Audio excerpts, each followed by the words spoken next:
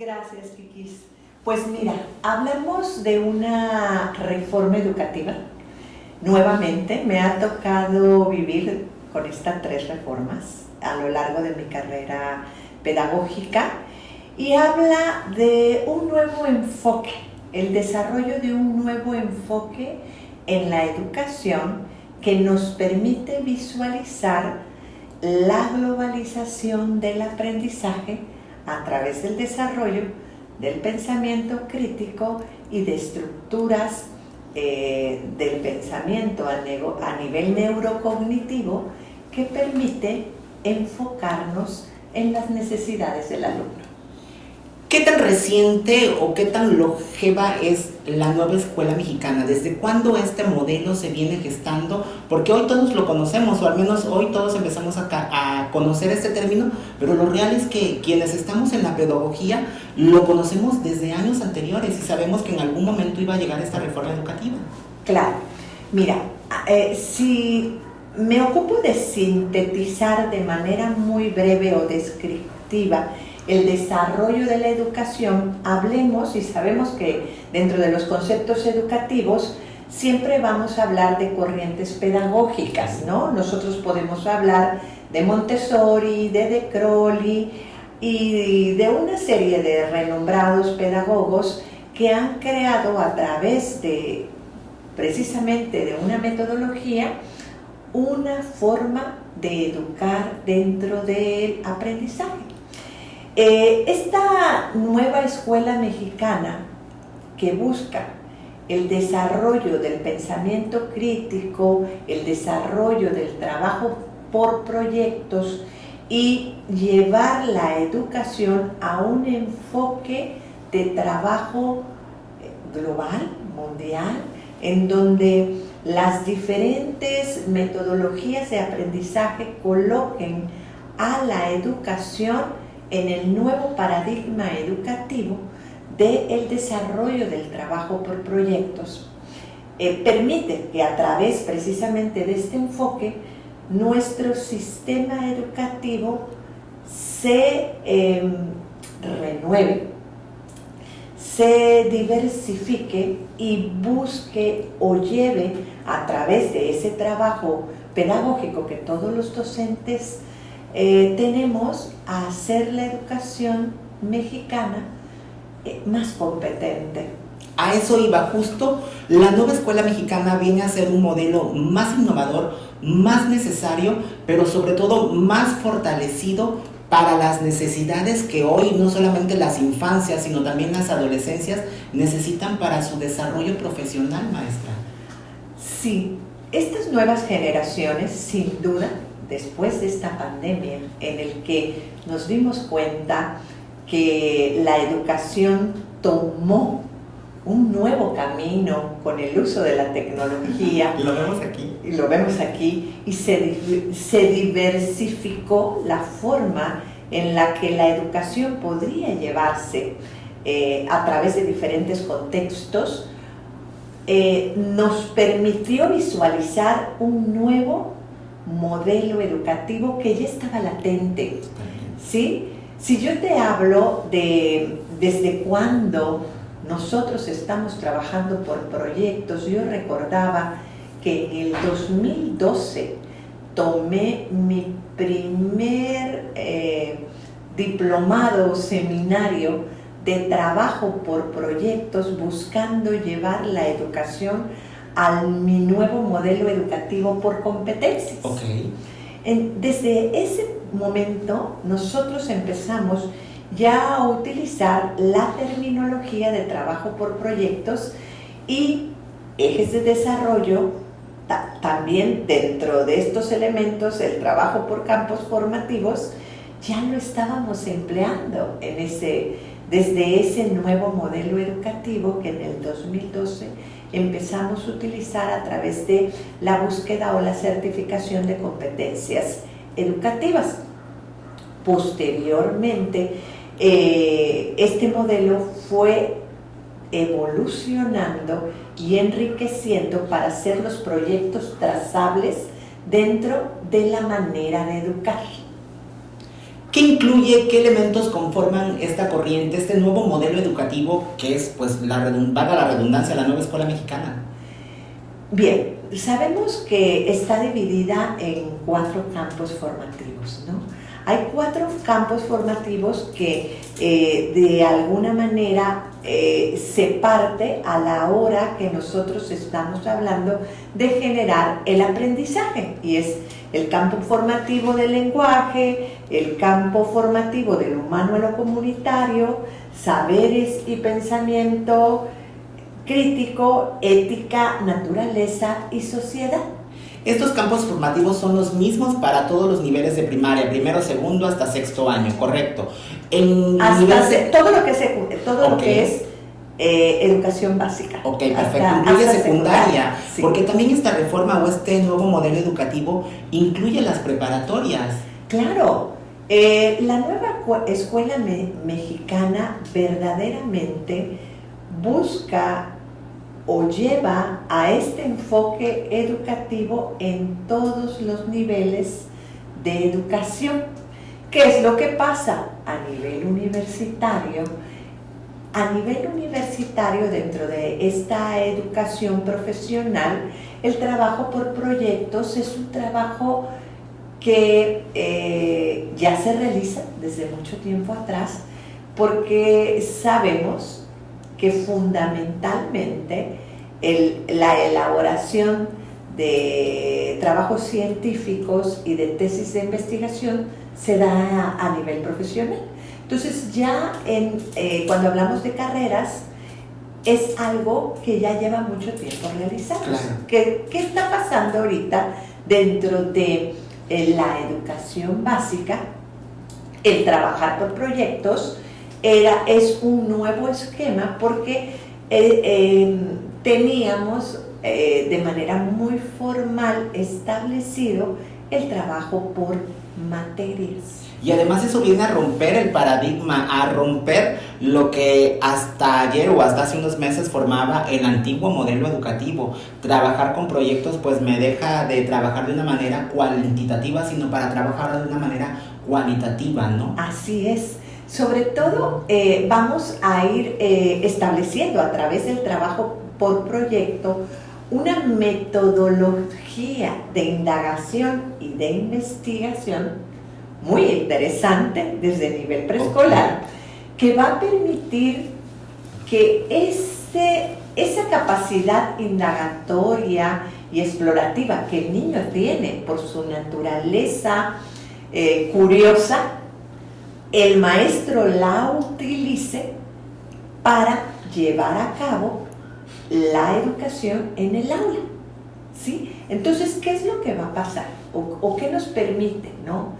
Si nosotros estamos hablando de un nivel preescolar en el que el niño se interesa en cómo crecen las plantas, cómo viven los insectos, cómo hace erupción un volcán, el maestro pueda utilizar esa curiosidad innata que el niño tiene y dirigirla hacia un proyecto educativo.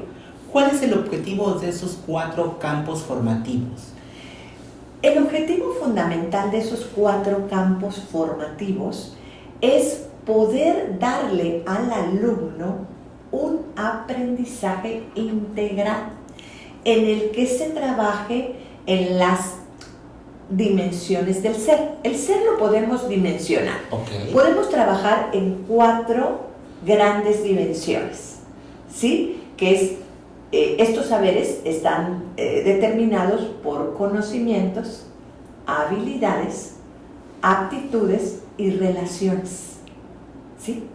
Estos elementos o estos cuatro grandes campos formativos nos permiten topar y poder enfocarnos en esas 4 grandes necesidades que el ser humano tiene y que a la vez se subdividen cada una en diferentes áreas que permiten que el alumno integralmente vaya desarrollando esos grandes intereses que tiene dentro del proceso de aprendizaje. Me llama mucho la atención que en estos campos formativos los cursos o las materias, por darle un nombre, dejan de ser individuales y se suman a un conjunto o a un conocimiento más inclusivo. Dejamos de tener una materia a lo mejor individual para fortalecerla y hacerla más formativa a través de lo experimental, a través de la cotidianidad, aprender a través de nuestro entorno. ¿Qué tan beneficioso viene a ser para el educador y para el niño? Bueno, el objetivo fundamental de que estos 4 campos formativos puedan incluir y nosotros podamos unir y diversificar los intereses que el niño tiene a través de ellos, nos permite como docentes poder realizar dentro de la gama de nuestra planeación una receta.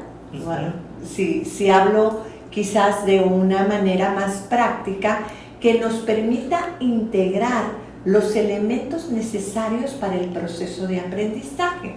Estábamos acostumbrados a que en mi hora de español yo solamente iba a hablar de elementos determinados, de oraciones, gramática, lenguaje, lectura, poesía, pero ahora dentro de un campo formativo de lenguaje y comunicación yo puedo incluir una serie de elementos que van a poder diversificarse. A lo mejor va a ser una lectura, pero la lectura va a hablar de elementos tradicionales de mi comunidad.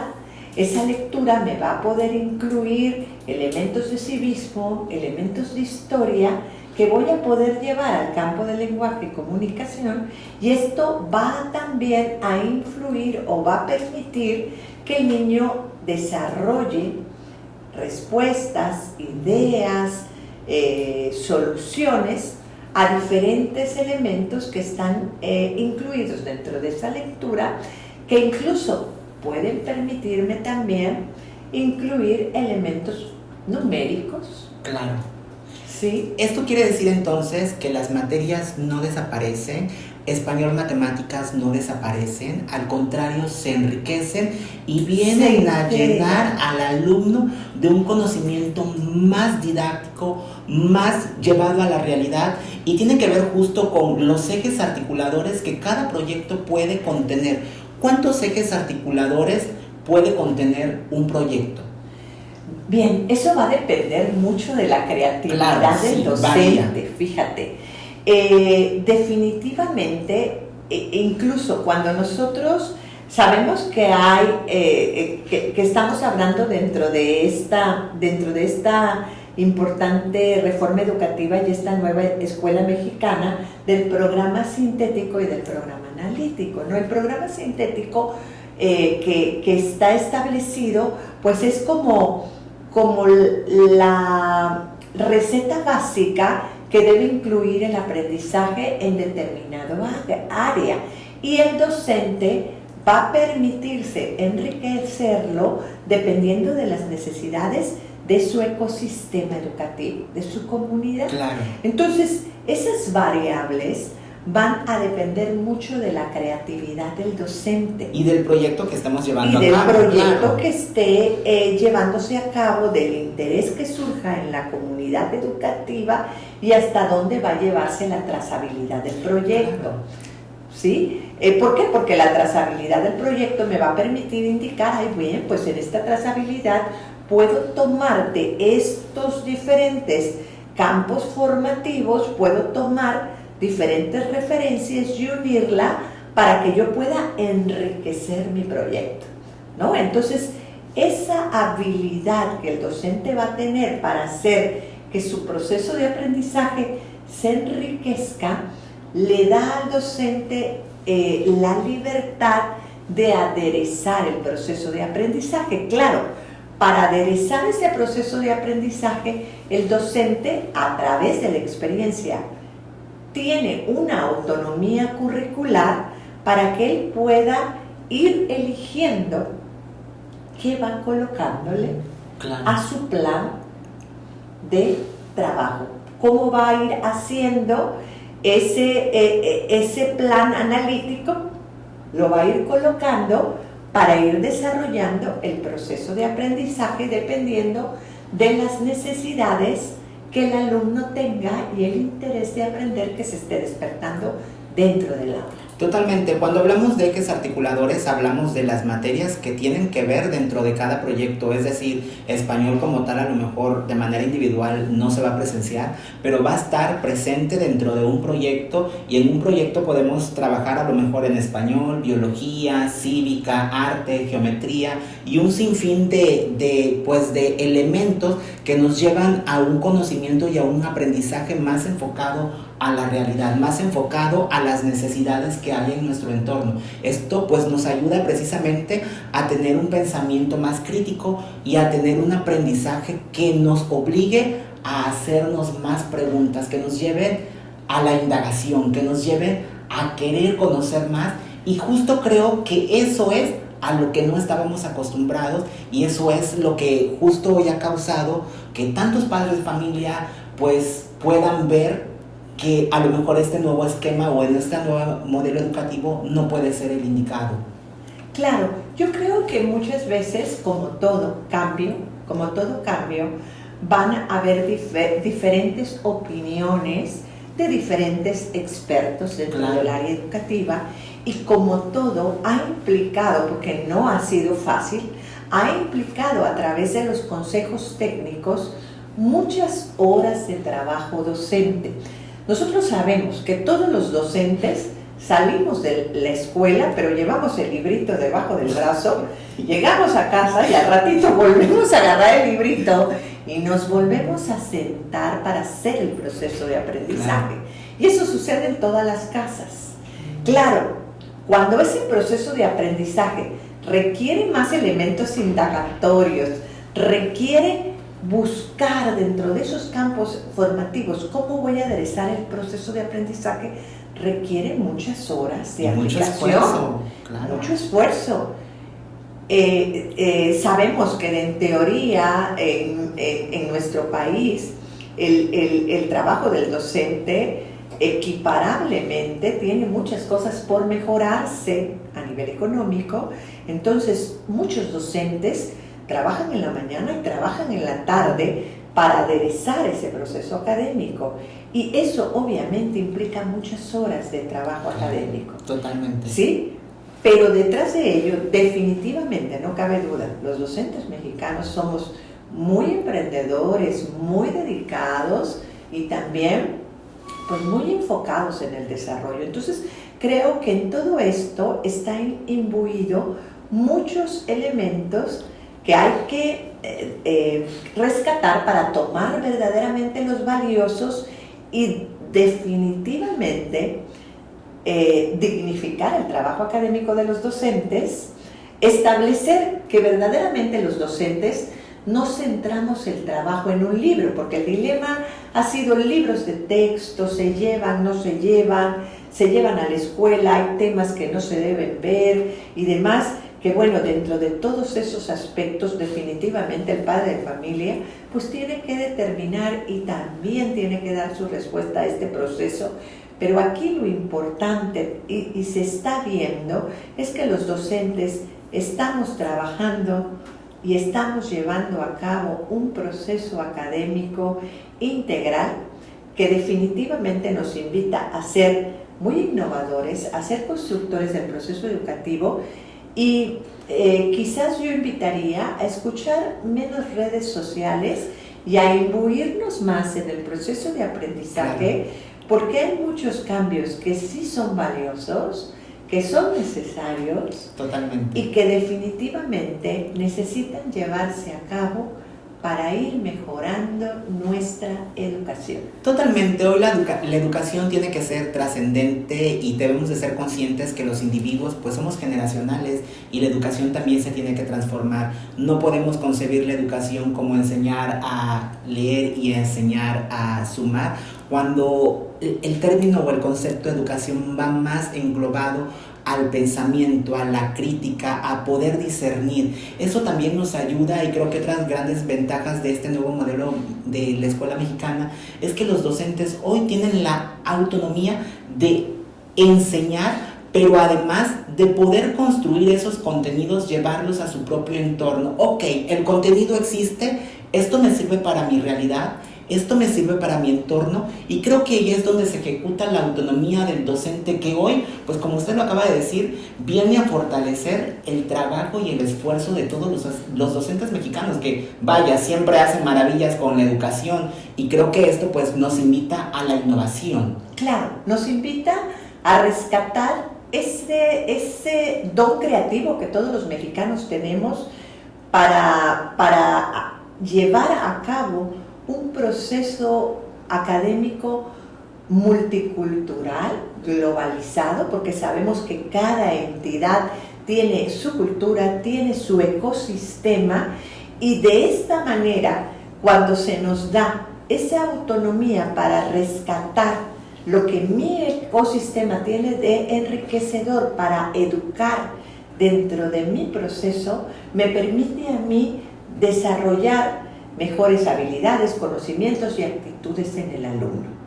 Y eso es importante retomarlo, porque definitivamente el desarrollo del pensamiento crítico lo vamos a lograr a través de ese proceso que nos va a llevar también al desarrollo del pensamiento científico, tecnológico, que es tan vital actualmente en el trabajo académico. Claro, eso nos lleva mucho a los campos formativos. Por ejemplo, cuando hablamos de nuestras lenguas, de nuestros saberes, incluimos más allá de lo que conocemos, de no solamente el español o la lengua matemática o la lengua español, sino empezamos a incluir el lenguaje de señas como un ecosistema de lenguas, de comunicación, y eso creo que viene a enriquecer más los campos formativos, donde trabajamos con proyectos no solo con los alumnos, sino también con la comunidad, con la escuela, con mi espacio, y creo que es ahí lo interesante, donde cada proyecto pues de alguna u otra manera tiene que ver con todos los campos formativos, y obviamente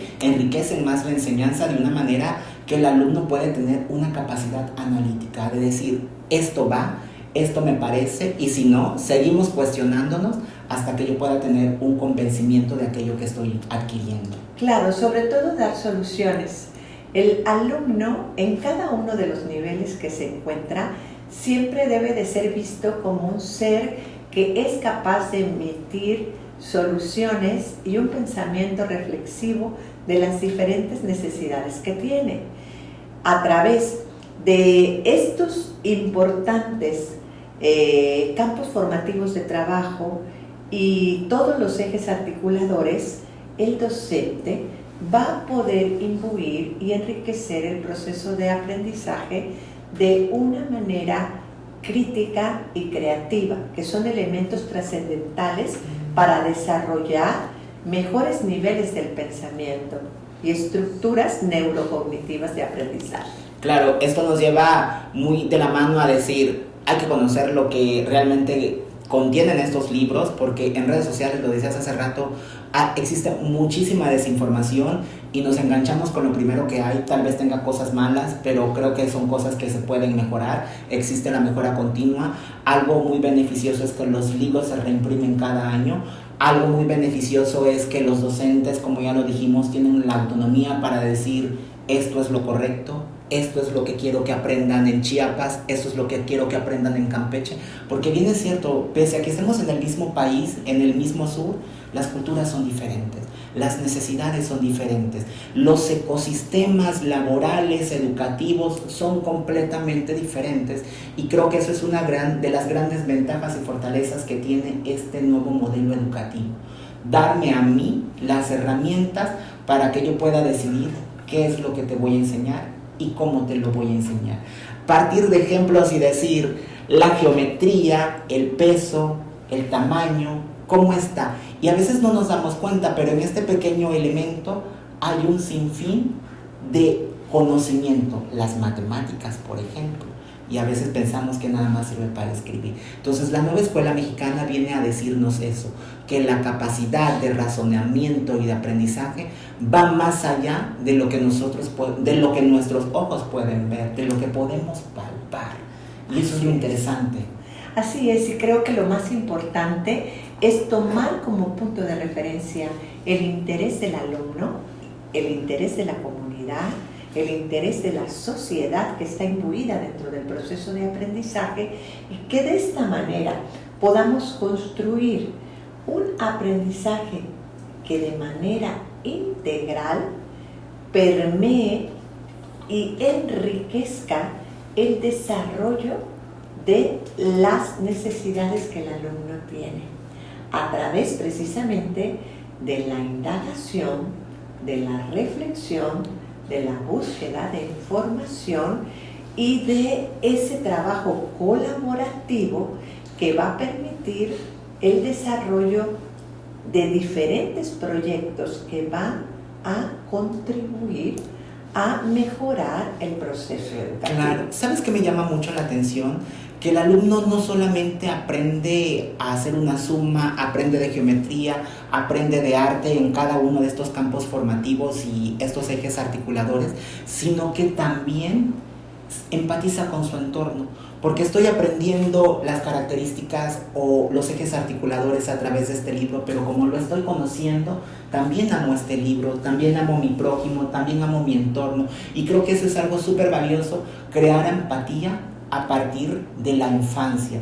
Creo que la empatía es algo que necesitamos sí o sí, por donde sea visto, la empatía hoy tiene que ir, y creo que eso es una gran ventaja, que no solamente aprendemos a sumar, sino también aprendemos a amar nuestro entorno, el entorno donde vivimos. Veía yo ejemplos de proyectos enfocados a la naturaleza y dices, ya conozco una hoja de un árbol, y de esta hoja de árbol saco el ángulo, saco los colores, saco arte, saco geometría, pero también estoy aprendiendo a amar la naturaleza, también estoy aprendiendo a conservar mi entorno, y eso creo que también es otro punto que le cuelgo yo a la escuela mexicana, a la nueva escuela mexicana.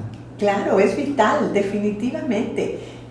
Es urgente mirar el planeta que vivimos y poder darle a todo este ecosistema el valor agregado que necesita, porque de nosotros depende su adecuado desarrollo y la prevención de todas las necesidades que puedan darse dentro del proceso. Entonces, el que de manera global nosotros podamos interesarnos integralmente para cuidarlo, darle elementos que permitan enriquecerlo y desarrollarlo, permea dentro del aula y crea mejores ciudadanos, claro, más empáticos con el proceso de cuidado ambiental que se necesita, ¿no? Puede haber mucha diversificación, pero definitivamente tenemos que entender y establecer que los 17 Objetivos de Desarrollo Sustentable están ahí para que nos ocupemos de dar soluciones a los problemas globales que el mundo tiene. Y en esta nueva reforma educativa definitivamente se invita a escuchar al niño, a respetarlo y a darle el valor que tiene cada una de sus ideas dentro del entorno para desarrollar mejores ciudadanos. Totalmente, por eso es importante que como padres de familia o como tutores pues nos demos la oportunidad de conocer el contenido que hay en cada uno de estos textos, y que no solamente nos dejemos llevar por lo que circula en redes. Es importante que también confiemos en nuestros docentes, porque seguramente ellos sabrán cómo llevar el contenido, sabrán discernir entre qué es lo que necesita un alumno, qué es lo que no necesita mi entorno, y definitivamente es sumamente importante que hoy la educación tiene que trascender, y esto creo que es el inicio para que México pueda transformarse en un país de ciudadanos comprometidos no solamente con su entorno, sino comprometidos con el compañero y comprometidos con su país. Démosle la oportunidad de revisarlos y aprovechen esta nueva iniciativa, de esta nueva reforma educativa, seamos parte de la nueva escuela mexicana. ¿Cómo ves?